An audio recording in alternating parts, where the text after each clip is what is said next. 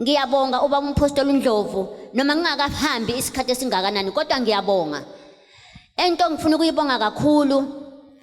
Engikulela umntwana la kakhulu entombazana namanje nangu ngihamba naye. Uthola umntwana ngoJuly engenankinga. Kwaba ukuthola umntwana kwaba ukungena ukufa kwakhe kodwa ukufa engakuqondi. Yena behleze eyibizo ukuthi iqolo uphelelwa amandla, azibika ngekhanda, azibika ngemazinyo, uzibika ngesiso, sonke isifo sungasicabanga bese ngena lapha kuyama, alisa konke amazinyo. Yabona leli philisi okuthiwa igrape bekuyinto bephila ngayo nombhubhudli. Igrape ayiphuza ingathi ayiphuza igrape.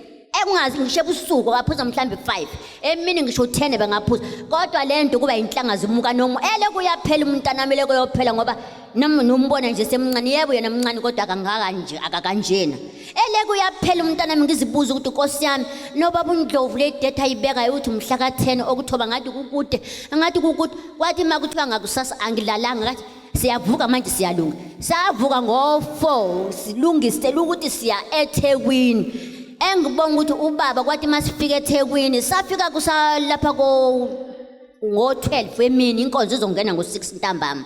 Sahlala kwaza kwashaya lezo khathi siphathela umphako wethu.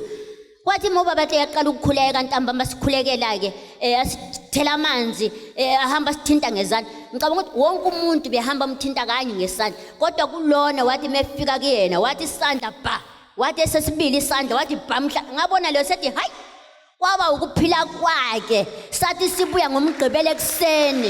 Yo ngiyabonga mina Nkosi yami ngiyabonga Jehova. Kwathi masibuya ekhaya ngomgqibelo ekseni sifike endlini akasakwazi uvithizeke ngibona ukuthi hey ngabona ngithi yazi uNkulunkulu yena owazi ukuthi le ngane kahle kahle ngabe kwenzakalani. Hey ngathi kodwa uNkulunkulu ngiyamethemba baba uNdlovu ngiyamethemba. Sifike endlini kathi kukhona umfowabo ulele embhedeni esenalezi ingane eziwu2 ezincane. Sathi lo mfowabo umfana wena lala ekamereni ulala nalezi ingane. Sathi masithi siyabuya akabanga sabona lo ukuthi ekamereni khona umfowabo umfana.